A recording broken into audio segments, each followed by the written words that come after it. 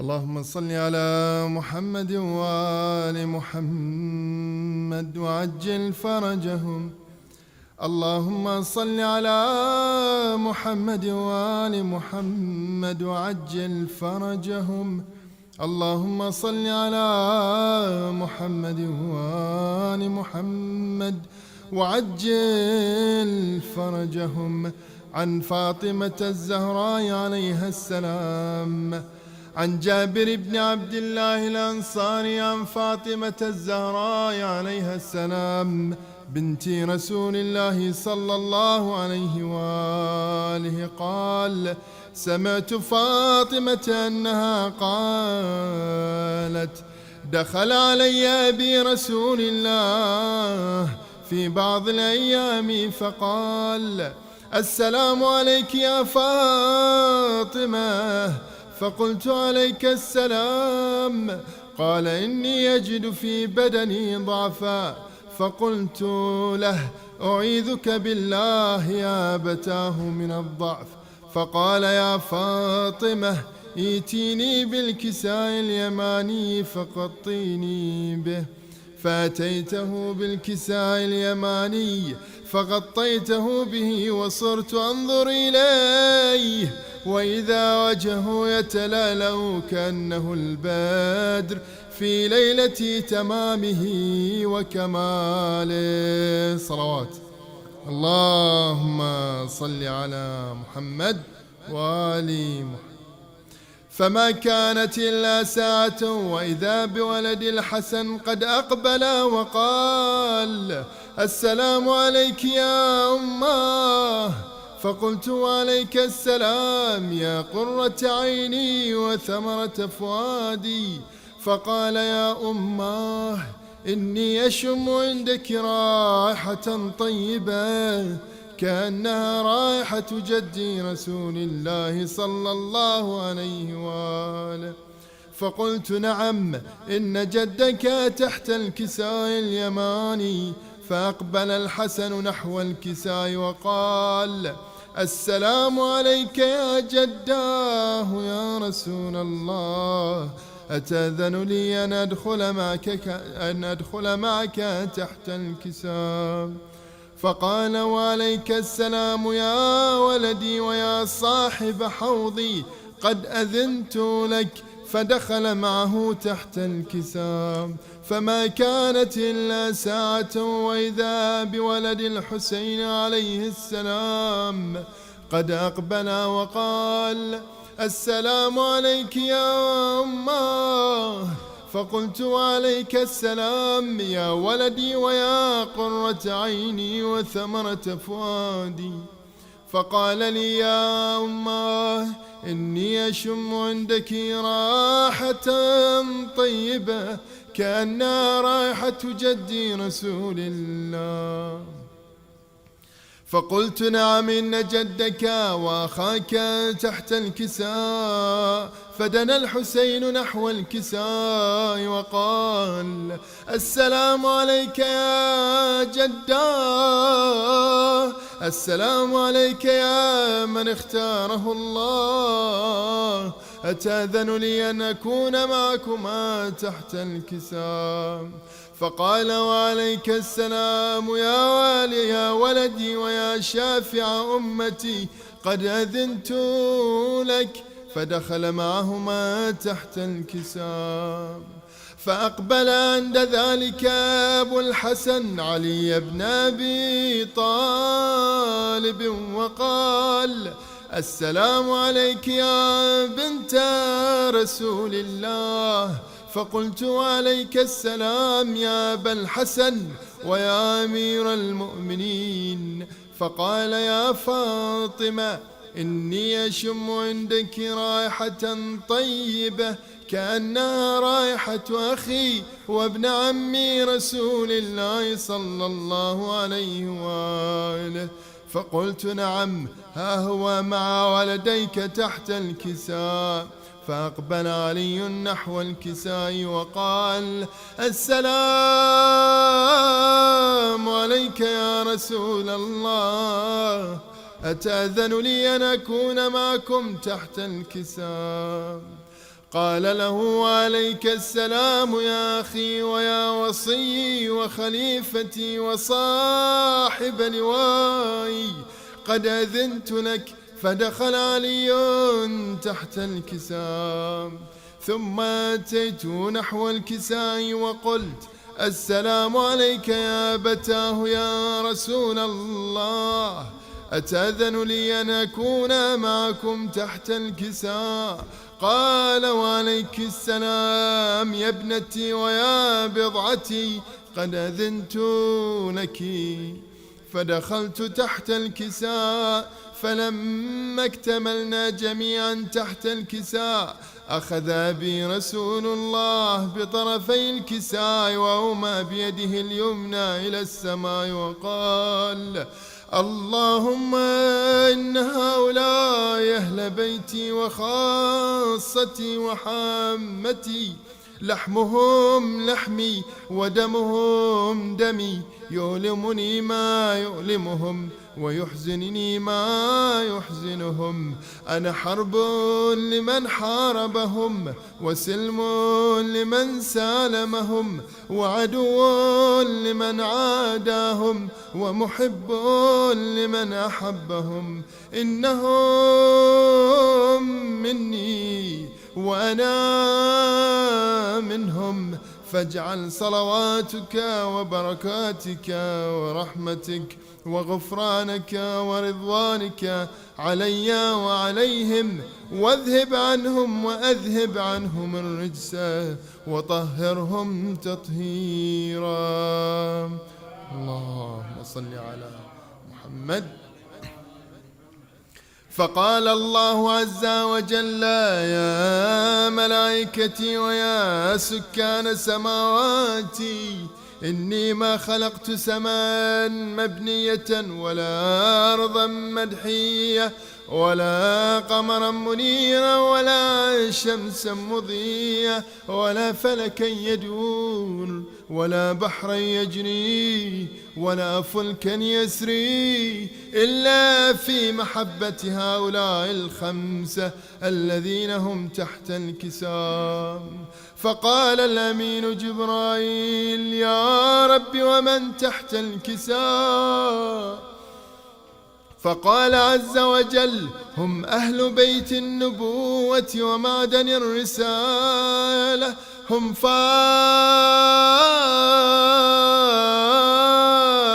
وأبوها وبعلها وبنوها. محمد وآله. فقال جبرائيل: يا ربي يتأذن لي أن أهبط إلى الأرض لأكون معهم سادسا؟ فقال الله: نعم قد أذنت لك. فهبط الأمين جبرائيل وقال: السلام عليك يا رسول الله.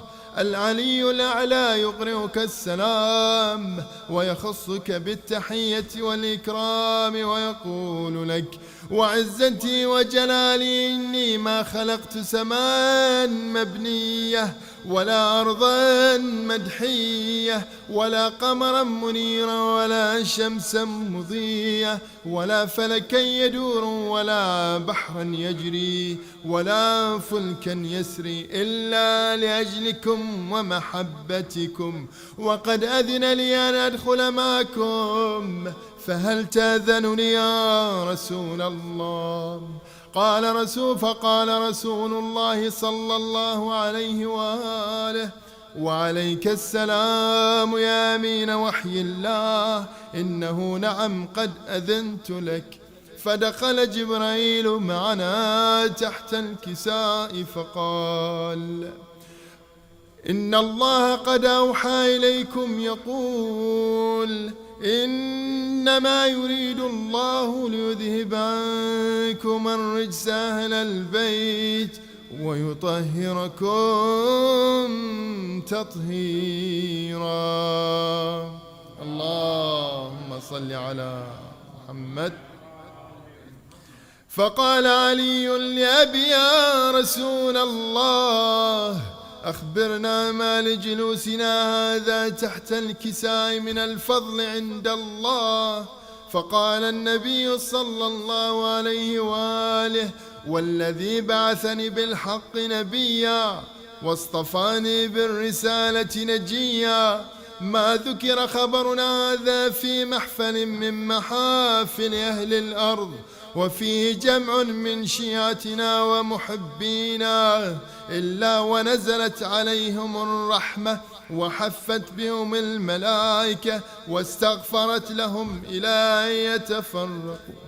فقال علي عليه السلام: إذن والله فزنا وفاز شيعتنا ورب الكعبة. فقال أبي رسول الله صلى الله عليه وآله: يا علي،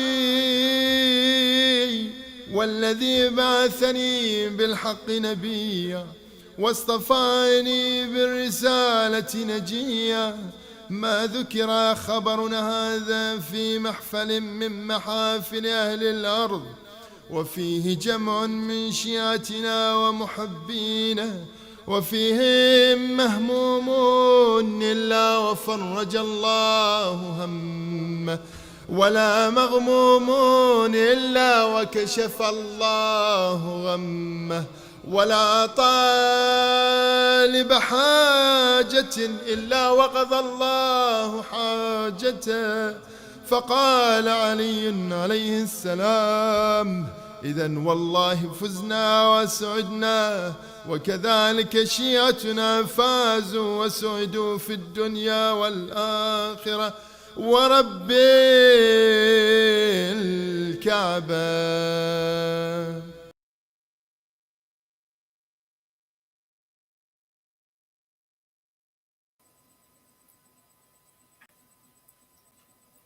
محمد وآل محمد صلوات. اللهم صل على محمد وآل محمد. ہم حسین والے ہیں، ہم حسین والے ہیں، ہم حسین والے ہیں، ہم حسین والے ہیں، یہ ہماری قسمت ہے، ہم حسین والے ہیں، ہم حسین والے ہیں، ہم حسین والے ہیں، ہم نبی کے عاشق ہیں، ہم علی کے دیوانے، ہم نبی کے عاشق ہیں، ہم علی کے دیوانے، اور حسن سے نسبت ہے، ہم حسین والے ہیں، ہم حسین والے ہیں، ہم حسین والے ہیں، ہم سے فاطمہ زہرا کر چکی ہے ایک وعدہ، ہم سے فاطمہ زہرا کر چکی ہے ایک وعدہ، اب ہماری جنت ہے، ہم حسین والے ہیں، ہم حسین والے ہیں، ہم حسین والے ہیں، یا علی کی مدحت ہے، یا حسین کا ماتم، یا علی کی مدحت ہے، یا حسین کا ماتم، ہر نفس عبادت ہے، ہم حسین والے ہیں، ہم حسین والے ہیں، ہم حسین والے ہیں، ہم بتاتے دنیا کو، ہم سے پوچھتی دنیا، ہم بتاتے دنیا کو، ہم سے پوچھتی دنیا، غم میں کتنی لذت ہے، ہم حسین والے ہیں، ہم حسین والے ہیں،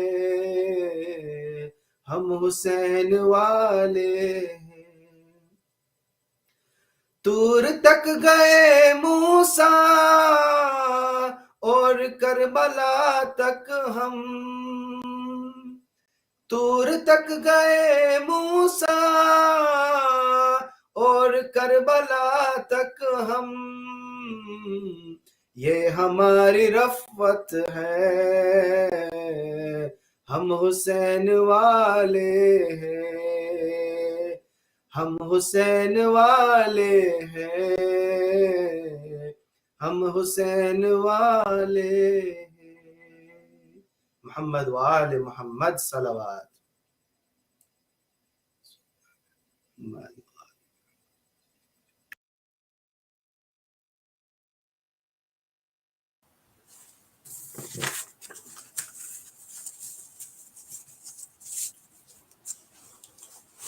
اعوذ باللہ من الشیطان اللعین الرجیم، اللہم صلی علی محمد وآل محمد، بسم اللہ الرحمن الرحیم، الحمد للہ الذی لا یبلغ مدحتہ القائلون ولا يحصي نعماءه العادون ولا يعدي حقه المجتهدون، الذي بعد فلا يرى وقرب فشهد النجوى تبارك وتعالى، الصلاة والسلام على الرسول المسدد والمصطفى الأمجد، حبيب قلوبنا وطبيب نفوسنا، سيدنا ومولانا أبي القاسم محمد، اللهم صل على محمد وآل محمد وبآله الطيبين الطاهرين المعصومين المظلومين، واللعنة الدائمة على أعدائهم ومبغضيهم وغاصبي حقوقهم من ليلنا هذا إلى يوم الدين، أما بعد، فقد قال الله تعالى في كتابه الكريم وهو أصدق القائلين، بسم الله الرحمن الرحيم،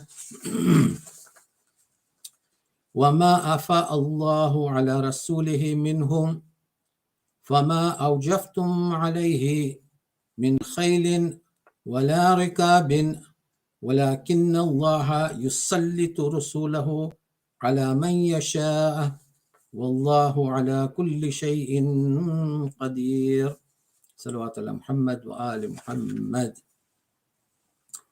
اللهم صل على محمد وآل محمد. This ayah that I have recited is from Surah Al-Hashr, Surah number 59 and verse number 6. In the translation, it says, whomsoever Allah resorted to his messenger,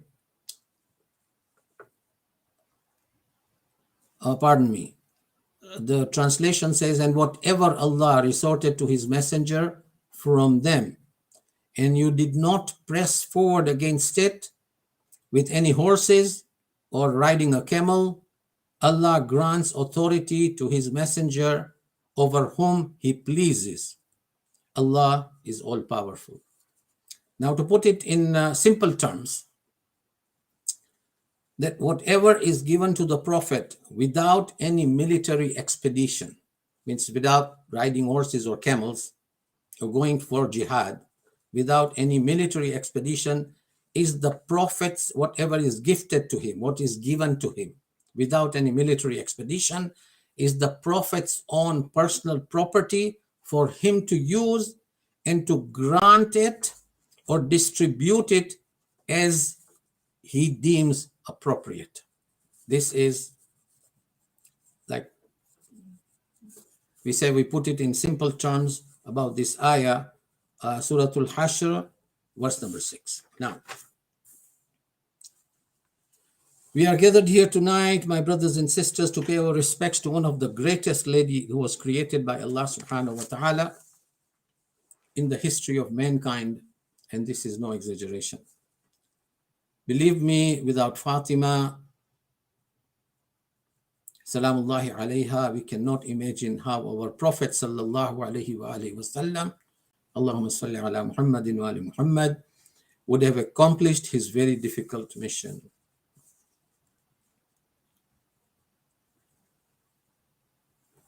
We are sitting here tonight not only to remember Bibi Fatima salamullahi alayha, but also to evaluate ourselves in the light of the teachings of Janab Sayyida salamullahi alayha. Now this is very important because many of us, we remember those Muslim families that came here before the 80s, in the 70s, late 60s and in the 70s, they must remember that there was no respect for Islam at all in either Northern Europe or Northern America. If you at that time in the 60s, late 60s and 70s, you would have asked an American or a North American or a European, what is Muslim? Who is a Muslim? And the only thing that they knew is that a Muslim is a person who marries 4 wives. That's all. And unfortunately, very few families who were either here at that time, late 60s and 70s, or in Europe, had been so much westernized and had been so much modernized that the Christmas night, and I've heard all these types of stories from people who had immigrated at that time in the late 60s and early 70s, that the Christmas night in the Muslim community was celebrated with a furor of wine, dance, dinner in honor of the Muslims who had immigrated to this part of the world. It's very sad. This is a result of 2 ideologies. This was a result of 2 ideologies in front of our own eyes. This is competition between 2 ideologies that even Muslim men and our Muslim women, our sisters, are facing today.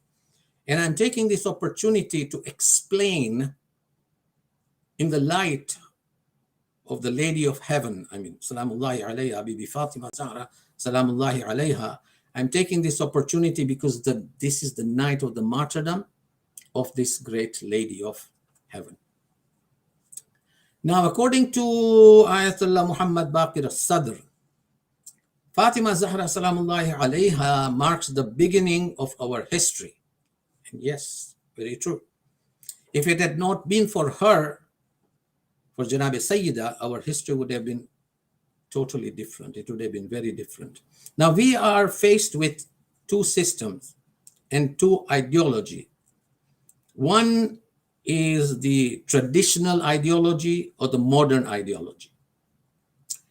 It's a system that is based on modernity, and it's based on our culture as well, where we came from, this traditional system of ours, and the way we understand it, and the way we inherited, this traditional system, and living in a Western society, it is not necessarily based on the teachings of the Quran. No. When I say traditional, that means a society that cherishes some of the inherited traditions handed down from generation to generation to generation without much thinking. The tradition that we followed, for example, in East Africa, we brought it with us here.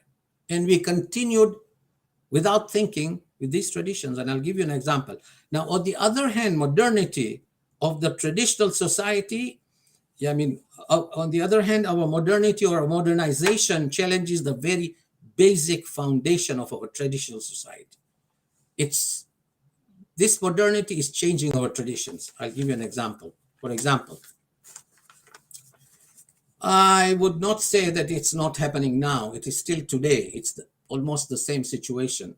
But those who came here in the late 60s and 70s will relate with me that on Thursday evening, we went to the mosque. We went to the Imam Bargah, We heard the majlis, we read the dua, we read Surah Yasin, and we thought we did everything that religion had required us to do. That what religion wanted, we did it. Whether we prayed regularly or not, didn't matter. Didn't matter. Whether we gave our zakat and khums regularly was not an important issue. It was not any, like for example, month of Ramadan, fasting, which is kutiba alaykum as-siyam, kama kutiba ala alladhina min qablikum la'allakum tattaqun. Till today, we have not taken the month of Ramadan seriously. Believe me, brothers. I have met so many of our Muslim brothers and sisters who were staunch, in their wajibat in East Africa, for example. When they came here, when I meet them, they openly, without any respect for the month of Riyaz bhai, we cannot do it. It's too long. It's impossible to fast. In the Western society, it's impossible to fast. This is the type of mentality. This is our traditional thing that we brought with us. And why? Because this was a dichotomy. This is a dichotomy now. Because when we entered this modern society, when we entered this Western society, our ideology or our thinking changed. And in some way or the other, psychologically, people started thinking that Allah subhanahu wa ta'ala of East Africa is different and of the Western world is different, which is not the case. And this is where we went wrong, because we followed our tradition. Whether, it was satisfactory to go to a mosque on Thursday night, on Imam Barga, listen to the majlis, whether we understood it or not, or whether the mullah or the maulvi or the sheikh who was reciting, who was giving a lecture, was delivering what was promised in the Quran or not, did not matter, and we accepted it. The real situation of our people was outside of the streets, in the malls, in their workplaces, and in their commercial life, the political arena. It's like the separation of church and religion. This is exactly the ideology that we follow today. And we keep on thinking that Allah that we had conceptualized in East Africa, that Allah is different from here. He is no different, my brothers and sisters. That Allah is Allah, whether we are in the east or west or north or south. Salawat ala Muhammad wa ala Muhammad. But there was one combining factor, and there was one crucial point that put us all together then again, is the thanks to the son of Fatimah to Zahra salamullahi alayha. If this lady, if this mother would not have produced Sayyid al-Shuhada, Imam Hussein alayhi salam, then this community would have been totally lost by now. And this is true. The only thing, even in those days, and I challenge you even in these days today, the semblance and respect of the month of Muharram, the day of Ashur, the day of Arba'in is still there, and it brought people together at that time, and it brings people today at the same time. Now coming to the main topic. Ayatollah Muhammad Baqir al-Sadr, in his very important book, Fadak al-Tariq. Now the ayat that I recited is connected directly to the case of Fadak, that Bibi Fatima Zahra was deprived by the illegitimate government of her time. It was nationalized and confiscated. And he discusses Fatima Zahra, salamullahi alayha, in a light that nobody has done. I mean, it is a masterpiece that he has written that if followed, our lives can change. Especially the lives of our mothers and sisters can change drastically. Now we have to appreciate that what Baqir al-Sadr did when he explains the role of Fatima Zahra salamullahi alayha in the early history of Islam. According to him, I read, I analyze, and I present. According to him, I am just conveying the research of Ayatollah Muhammad Baqir al-Sadr. And I have just, touched the tip of the iceberg, as they say. I have not even gone very deep into the book, just interpreting what he says. And he says that it's very directly, without remorse, that the question in the early history of Islam, immediately as the Prophet died, 10 days after the wafat of the Prophet took place, on the 10th day, Fatimah Zahra salamullahi alayha gathered the women of Medina, some women, and she came to the mosque and gave her famous khutbah. And this famous speech that has been recorded by all Muslim historians, all of the Muslims, mostly Ibn Abil Hadid al-Mu'tazili is the one who mentions it frequently than anybody else. But there is also a non-Shia scholar, Allama Tabrasi, in his Ihtijaj. The speech of Bibi Fatima Zahra salamullahi alayha has been recorded in complete order. But she came, and Muhammad Baqir al-Sadr says that she came in such a way. Now, first of all, let me come to this point that Bibi Fatima Zahra's house was right adjacent to the Prophet's mosque, Masjid al-Nabawi. You can say there was only one wall. On one side was the Prophet's mosque, and one side was Imam Ali and Bibi Fatima Zahra's house. Now, the interesting part of this house is that there were two doors. One opened on the sahan, means if she opened the back door, she would enter directly, or Imam Ali would enter directly into the mosque. And the other one opened on the streets. So if the front door was open, it would, a person would exit that house on the streets, in the bazaars. Now, on that day when she came out, she did not use the back door. She wanted to make a point. And she came out through the front door with a few women and apparently Imam Hassan and Hussein. And she took the long route to go to Masjid al-Nabawi, to the darbar of the first Khalifa.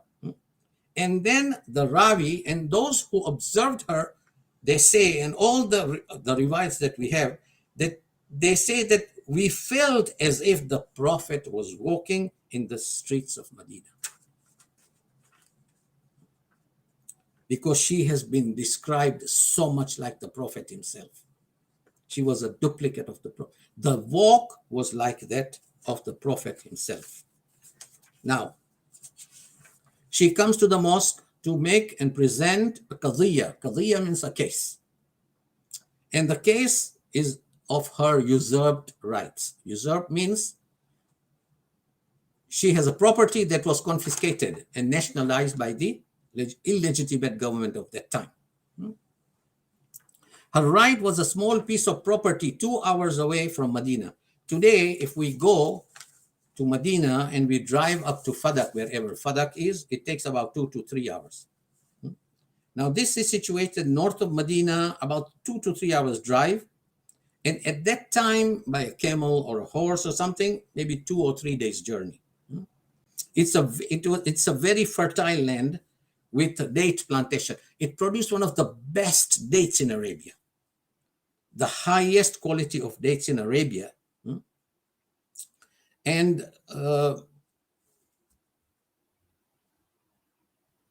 when the Jews, you see, there were so many groups or community of Jews that were living in the northern part of Medina. Khaybar was not the only place. Fadak, this place was known as Fadak.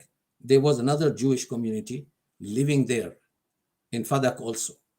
So when they heard about the loss at Khaybar, that fort has been lost and the Muslims have been victorious, they knew that next it may be their turn, because the Prophet wrote them a letter and invited them to accept Islam or come to the fold of Islam. And they said they did not want to convert. So what they did was they offered a peace treaty to the Prophet, and as a gesture of goodwill, this peace treaty was accepted by the Prophet, and as a gesture of goodwill, they granted the garden of Fadak as a gift to the Prophet himself. The Prophet acquired this without any expedition or a war. And this ayat clearly states that وَمَا أَفَاءَ اللَّهُ عَلَى رَسُولِهِ مِنْهُمْ فَمَا أَوْجَفْتُمْ عَلَيْهِ مِنْ خَيْلٍ وَلَا رِكَابٍ وَلَكِنَّ اللَّهَ يُسَلِّطُ رَسُولُهُ عَلَى مَنْ يَشَاءُ. Means whatever is given to the Prophet without any military expedition is the Prophet's personal property for him to use and to grant and to distribute it as he deems appropriate. And he wrote a will at that time and he gifted this to his daughter Fatimah Zahra salamullahi alayha. And this ayah from Surah Al-Hashr, verse number 6, testifies to this. And this was acquired without any military expedition. Now, why did she come? She came to claim this property which was given to her by her father. It was a gift. And on the contrary, Bibi Fatima, according to what Muhammad Baqir Sadr is trying to prove, is that Bibi Fatima is asking for her legal rights. Yes. And it was an inheritance. And the Prophet, who has been commanded by Allah, that when you get any gift, you can give it away and gift it away or give it as a hiba to any individual as you like. And he gave it to his daughter. She came to the mosque to ask, or rather demand, her rights. And they confiscated it. And this was her right of self-determination. This was her right of self-determination. But the khutbah itself is her struggle. I mean, that khutbah itself, the argument against the government at that time is phenomenal. Abu Bakr was the Khalifa and the highest seat of authority of that government. Now, his argument was that it's a small property. Look at the argument. Now, in this khutbah, the first part Bibi Fatima is talking about, I mean, look at this, the way she has presented this khutbah. You see, metaphorically speaking, this khutbah of fadak, or this rights of fadak that she went to demand, it was not only for fadak, it was way beyond that. She speaks in the first part about the tawheed, about Allah. She praises Allah. She talks about the Prophet. And the second part, she talks about the Khilafah. And the third part, she talks about the wrongs that have been done against Amir al-Mu'minin Ali ibn Abi Talib alayhi salam by the ruling government of that time. So in fact, she is handling three important and cardinal sources of our religious belief: Tawheed, Nubuwat, Imamat, all at the same time. That is basically regarded as a speech in which she went to demand her right of inheritance of fadak. But it's an all-inclusive khutbah. Salawat ala Muhammad wa ala Muhammad. Salli ala Muhammadin wa ali Muhammad. Now look at this. The first Khalifa, in answer to her demand, he says, Binti Rasulillah, Qad sami'atu,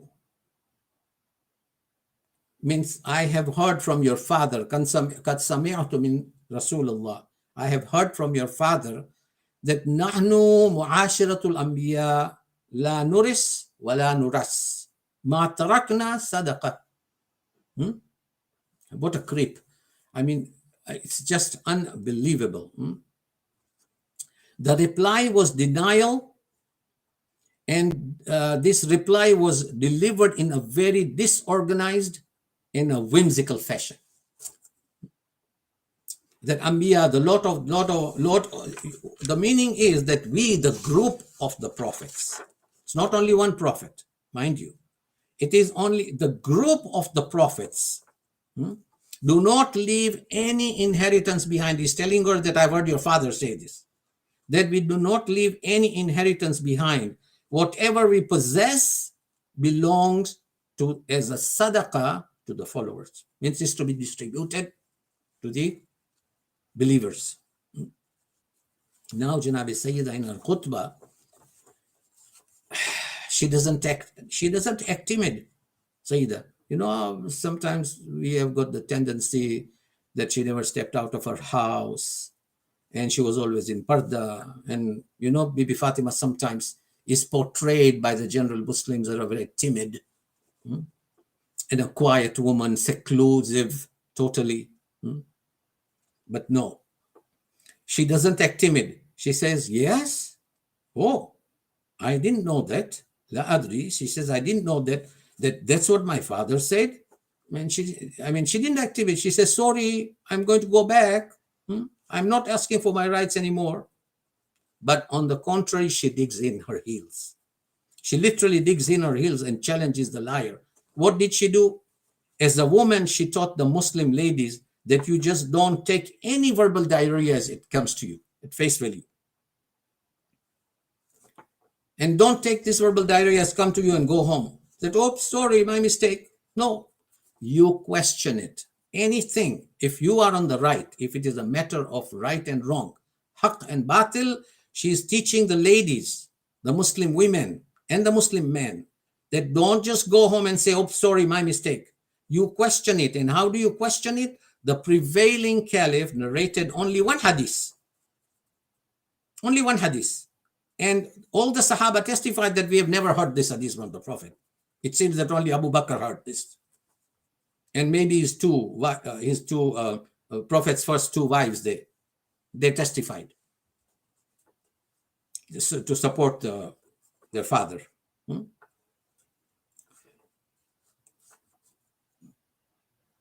And she replied, you know, in Urdu we say muh tor jawab. She replied by quoting 5 verses from the Quran. She said, wait a minute, hold it. You are the people that when my father was on his deathbed, you refused to, you did not allow him, you refused to allow him to make a will for him. And when he said, give me a paper and a pen, and you said, no, don't give him a paper and a pen. Hasbuna kitab Allah means for us, Quran is enough. Now, on that basis, I'm arguing with you. Abi Kuhafa, she says, wait a minute, hold it. Yabna Abi Kuhafa. Oh, the son of Kuhafa. Afi kitab Allah at-tarisa abak wala arisu abi. I mean, look at her tever. Look at the challenge that she gives her. Addressing Abu Bakr, she says, is it written in the Quran that you get your father's inheritance and I don't get my father's property? My father's inheritance that I've got title deeds for? لَقَدْ جِئْتَ شَيْئًا فَرِيًّا. She says, لَقَدْ جِئْتَ شَيْئًا فَرِيًّا means you have said something very contradictory. Fariya means something that doesn't add up. In Urdu, we say golmaal hai. Kuch garbad hai. You know, in English they say something fishy. Now there's something fishy going on in there. Something fishy. And she says, Abu Bakr, this is not right. What you said is not correct. On what account? On the book of Allah subhanahu wa ta'ala. It is not right. And from the book of Allah subhanahu wa ta'ala, kitabillah, you said and quoted from my father, but is it in the book of Allah?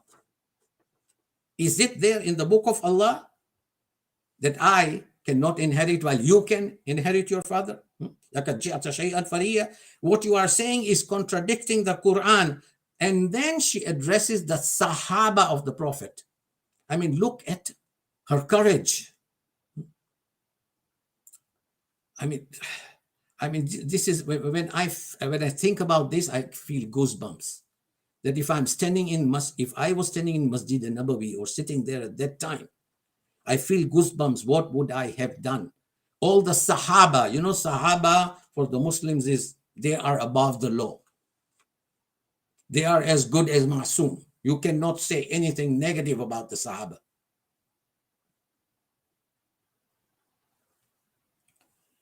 And she says, you quoted this from my father. And then she addresses the Sahaba, Afa'ala amadin taraktu kitab Allah. she is telling them openly that with all confidence, and she addresses those seated. Mosque was full. There were all the Sahabas of the Prophet sitting there, listening and watching what's happening. That are you purposely, Amadan? Amadan means what? Amadan means intentionally. Jan Buzke. Maksudi in Swahili we say. You know, there is an ayat in the Quran. I don't remember the full gist of it, but it reads like, Man qatala nafsan muta'ammidan falyatabawwa'u baq'adu fin nar. Means whoever kills an innocent human being. See here, Man qatala nafsan muta'ammidan, without any reason. A person has done nothing to me. And just because I don't like his face, I go and kill him. Like this happened in America. You know, those two ladies were killed by that American guy. The case is going on in the court. Just because he didn't like their hijab and just because they were Muslims. It is there all over the news. He went and put bullets in their head. Two ladies, one 19-year-old and the other one, two sisters. In front of everyone on the streets, he killed them in cold blood. That is known as muta'ammidan, first degree murder. That's muta'ammidan. And there is one which is sahwan. Sahwan means by mistake. In Swahili we say sahaw. Sahaw means, you know, like in our salat also there is sahaw. So if there is a mistake, unintentional, unknowingly. And she is telling them, all those companions of the Prophet, Amadan, that all you seated here addressing the congregation, she's saying, are you all a party to this horrendous conspiracy founded by this first Khalifa? Look at her confidence. How authoritatively she's addressing the conspirators and the Sahabas of that time. And everyone is chup, just keeping quiet. Imagine, when I imagine the masjid full of Muhajir and Ansars and Janab Sayyida with a bunch of women there talking confidently, how would it have been? And when I imagine, I tremble that with what courage and bravery she rose against this tyrant. And in Islamic history, I would even go as far as say she was the first woman to be terrorized by a terrorist. By injustice. Afa'ala amadin. She is turning to the whole congregation. That are you all wholeheartedly a party to this ugly conspiracy? Taraktu kitab Allah means, have you abandoned the Quran and the words of Allah? Or are you in it? Are you with him? Is that man talking by himself? Or are you in consensus in this dirty game of his? She's challenging them. وَتَمَنْتُهُمْ وَأَرَى ظُهُورَكُمْ, that have you thrown the Quran behind your backs? She's telling the companions. وَتَمَنْتُهُمْ وَرَعَى ظُهُورَكُمْ means, have you thrown this Quran behind your backs? You are the people who said Hasbuna Kitabullah. You are the people who said that Prophet should not be allowed to write a will because Quran is enough for us. And you are denying my right, which is against the Quran. Is this what you have decided to do? Is Yaqul. Have you forgotten those verses? And she quoted verses one after the other. 5 fundamental verses where Allah says in Quran, وَوَرَثَ سُلَيْمَانَ دَاوُودَ. I will not go because lack of time. I will not dwell on all these verses. But I will dwell on 2 verses in my tomorrow's majlis. I will go deep into these 2 verses. One is وَوَرَثَ سُلَيْمَانَ دَاوُودَ, which is Surah 16, which is Surah An-Naml, number 27. She says, have you forgotten that Nabi Sulaiman inherited Nabi Dawood, and they were both prophets at that time. So there was no spiritual inheritance concern. You know, in the Quran of Sahih, of this, the Muslim Sahih Quran, that is on the computer, on Google you'll find it. It says, oh, inheritance of the prophethood. How can it be? Nabi Dawood is a Nabi and Nabi Sulaiman is a Nabi. How can Nabi Sulaiman inherit Nabuwat from Nabi Dawood when Nabi Sulaiman is already a prophet? And they argue that it's only a spiritual inheritance.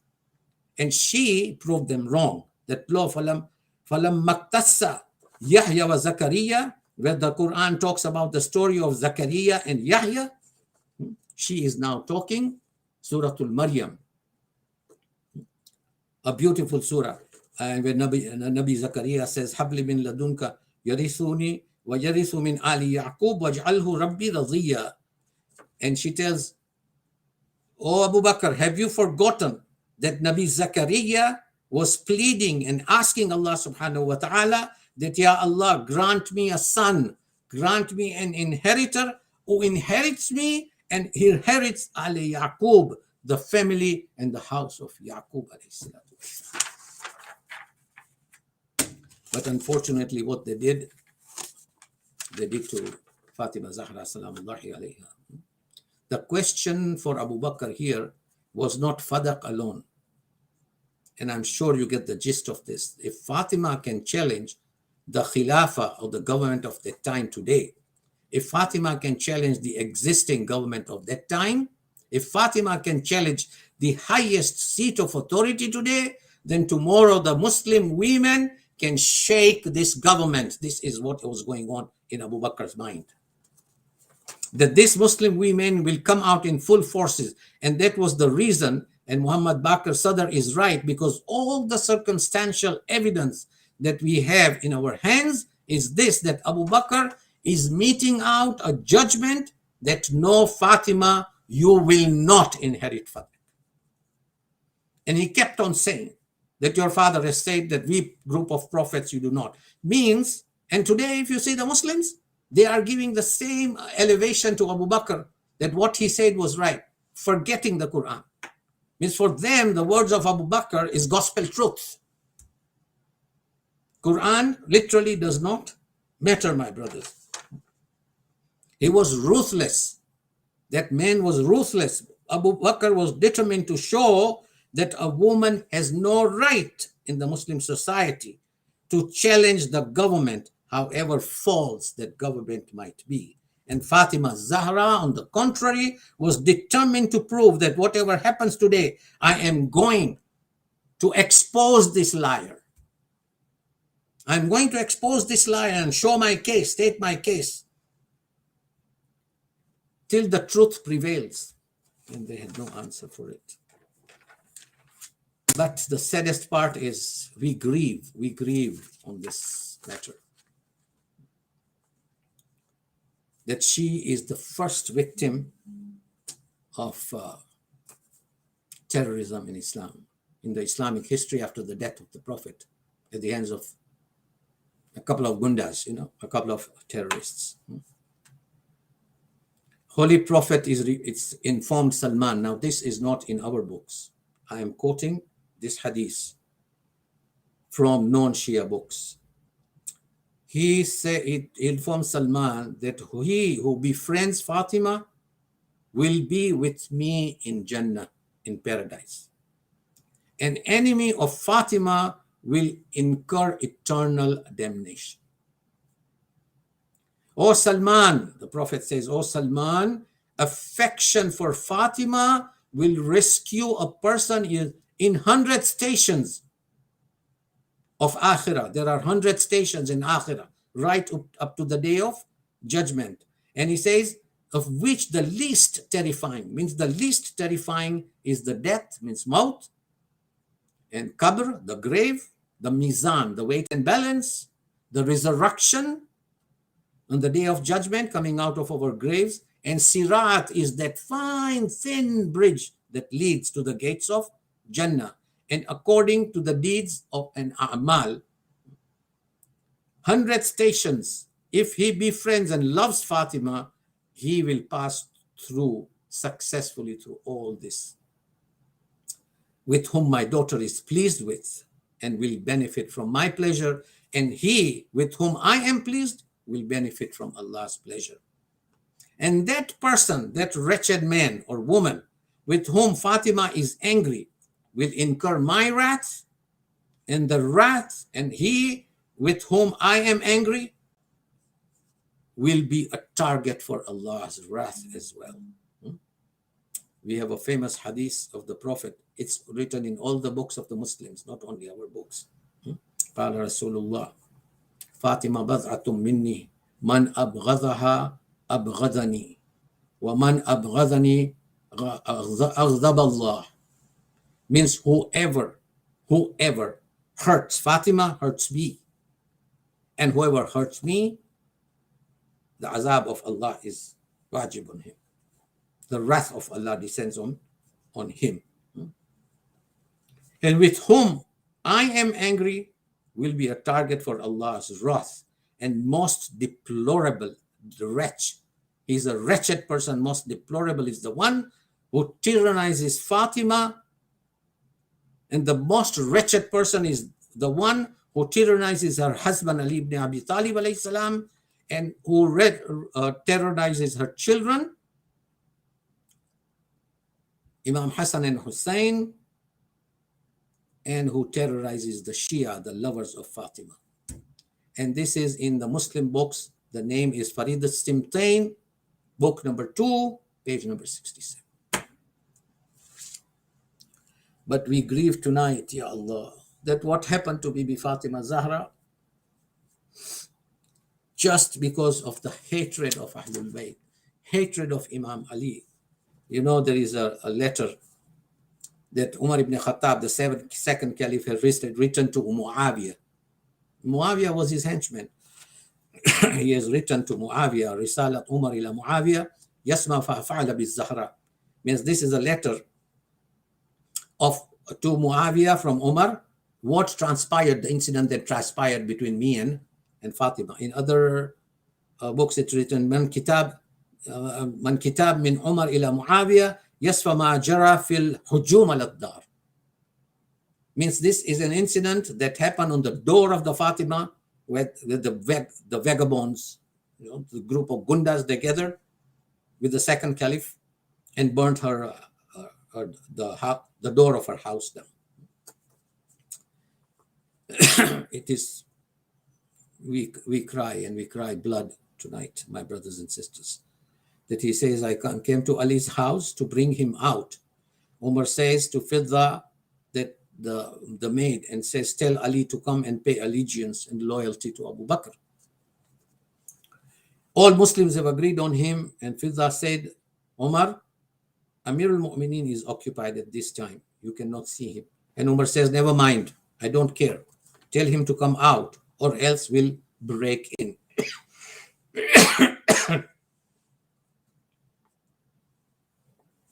And will break in by force. Hearing on this conversation, Bibi Fatima, salamullahi alayha, Janabi Sayyida, comes behind the door, and he asks, you misguided liar, what do you want? And he said, Fatima, why did your husband send you to answer the door while he is seated behind the curtains? This is exactly what Umar writes to Muawiyah. And Fatima says, it is your tyranny, you miserable wretch, that has brought me here behind the door to talk to you. And he shouts, stop talking and bring Ali out. And she says, are you scaring me? Are you scaring me with your party of shaitan? You're scaring me with your party of shaitan? And Umar says, Fatima, if you don't do as I say, I'll burn this door down and I will set your house on fire. And that's what he did. He says, I instructed Khalid ibn Walid to gather wood and burn this house. And Fatima held the door. When the door started burning, Fatima tried to hold the door. You know the Arabian doors, even if you go to Stone Town in Zanzibar today, the old Arabian houses, they've got those fashionable pointed nails that are embedded in the door on both sides for security purposes. So there are nails on the front side and there are nails on the back side as well. And he says that when the door started burning and Fatima held the door to prevent Umar from entering. And she said, oh, enemy of Allah, enemy of Prophet. And she prevented me, he's writing in this letter, that she prevented me to enter. So I pushed the door very hard on her And when I saw her, I whipped her on her palms and I whipped her on her body. And when I crashed the door on her, she was crashed with the wall behind and the door in front, and she screamed and cried out. And she yelled and she said, Fidda, come and help me because I have lost my baby. So I kicked the door open, Umar says, forcefully, and I heard a loud scream from Fatima Zahra, and she says, Ya Abata, oh my father, this is what is being done to your daughter today. He pushed the door on her, and behind the door was a wall, and he crushed her in between, and one of the nails, Umar says, one of the nails entered her stomach, says, and Fatima said, Fidda, hold me, help me. I swear to Allah that this man has killed my baby inside my womb.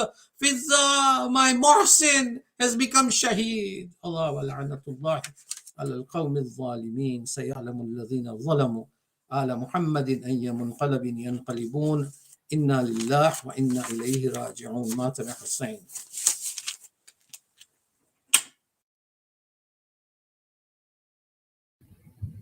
Ya Hussein, Ya Hussein, Ya Hussein. تنہائی علی کی تنہائی علی کی تنہائی علی کی ہائے زہرا تیری تنہائی ہے تنہائی علی کی ہائے زہرا تیری تنہائی ہے تنہائی علی کی ہائے زہرا تیری تنہائی ہے تنہائی علی کی ہائے غم میں تیرے جاتی رہی بینائی علی کی تیری تنہائی ہے تنہائی علی کی ہائے زہرا تیری تنہائی ہے تنہائی علی کی ہائے زہرا تیری تنہائی ہے تنہائی علی کی دربار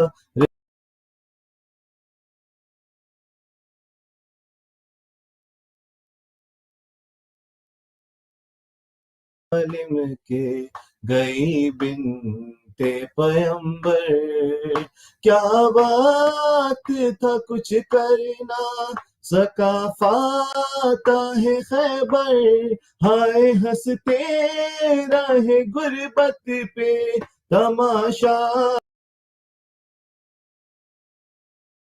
تیری تنہائی ہے تنہائی علی کی ہائے زہرا تیری تنہائی ہے تنہائی علی کی پیغام ولایت لیے گر گر گئی زہرا پیغام ولایت لیے گر گر گئی زہرا شوہر کے لیے ڈالی تھی جب تک رہی زندہ ہائے دنیا کو بتاتی رہی سچائی علی کی تیری تنہائی ہے تنہائی علی کی ہائے زہرا تیری تنہائی ہے ہائے علی کی کہتے تھے علی زہرا سے کیا حال ہے بی بی کہتے تھے علی زہرا سے کیا حال ہے بی بی. اب ہم کو سلام کے بھی کرتا نہیں کوئی. ہے باد نبی کیسی پذیرائی علی کی. تیری تنہائی ہے تنہائی علی کی. ہائے زہرا تیری تنہائی ہے تنہائی علی کی. ہائے زہرا تیری تنہائی ہے تنہائی. در جلتا ہوا فاطمہ زہرا پہ گرایا. در جلتا ہوا فاطمہ زہرا پہ گرایا. محسن کی شہادت کا سبب بن گئی دنیا. ہائے تصویر مکمل نہیں ہو پائی علی کی. تیری تنہائی ہے تنہائی علی کی. ہائے زہرا تیری تنہائی ہے تنہائی علی کی. باہر کبھی حجرے میں کبھی قبر نبی پر. باہر کبھی حجرے میں کبھی قبر نبی پر. ہر رات کی تاریکی میں اولاد سے چھپ کر. ہائے نکلے ہیں تجھے ڈھونڈنے بینائی علی کی. تیری تنہائی ہے تنہائی علی کی.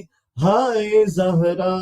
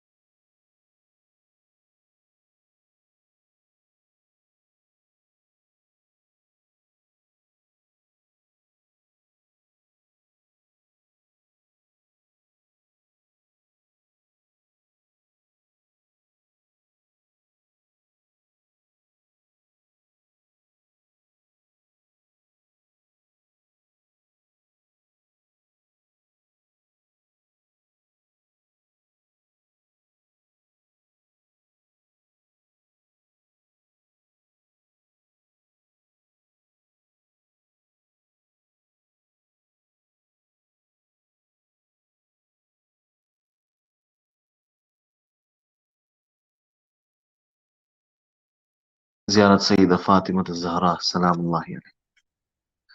يا ممتهنة امتحنك الله الذي خلقك قبل أن يخلقك فوجدك لما امتحنك صابرا وزعمنا أننا نبي أولياء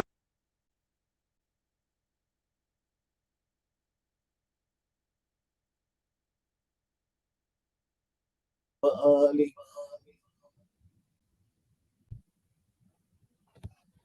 وأتى به وصيه فإنا نسألك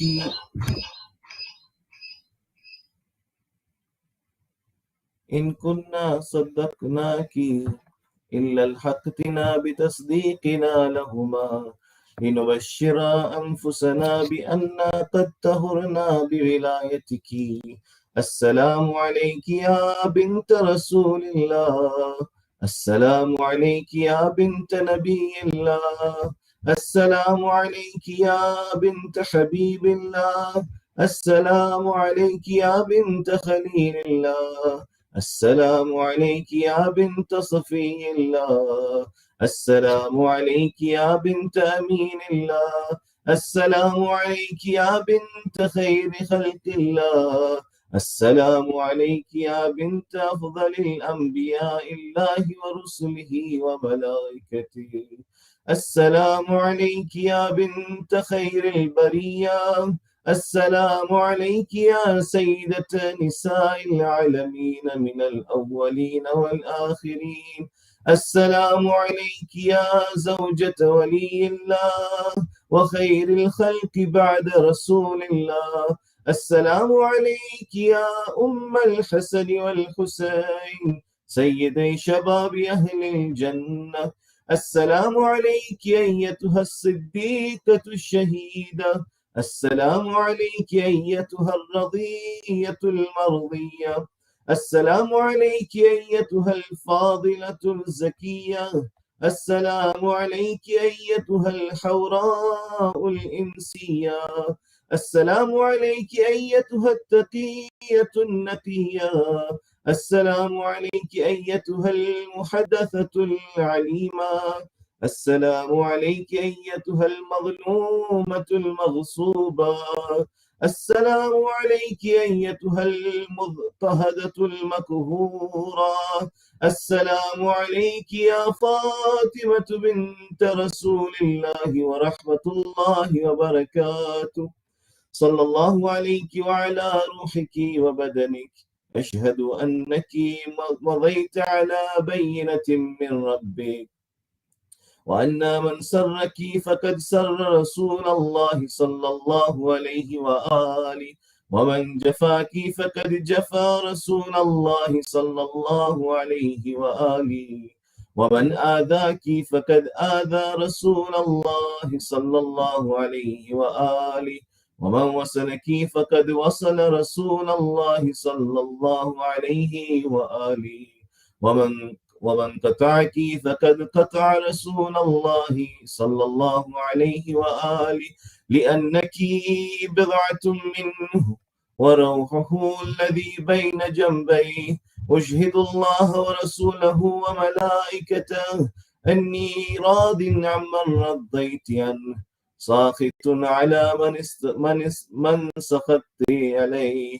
متبرئ ممن تبرأت منه، موال لمن واليت، معاد لمن عاديت، مبغض لمن أبغض، محب لمن أحباب، وكفى بالله شهيدا وحسيبا وجازيا ومثيبا. السلام عليك يا رسول الله، السلام عليك يا حبيب الله، السلام عليك يا أمير المؤمنين، السلام عليك يا فاطمة الزهراء سيدتي نساء العالمين، السلام عليك يا حسن المجتبى، السلام عليك يا أبا عبد الله، وعلى الأرواح التي حلت بفنائك، عليكم مني جميعا سلام الله أبدا ما بقيت وبقي الليل والنهار، ولا جعله الله آخر العهد مني لزيارتكم. السلام على الحسين وعلى علي بن الحسين وعلى أولاد الحسين وعلى أصحاب الحسين جميعا ورحمة الله وبركاته. السلام عليك يا مولى وابن مولى، السلام عليك يا غريب الغرباء، السلطان أبا الحسن مولانا علي بن موسى الرضا، كن شفينا وشفي والدينا في يوم الجزاء.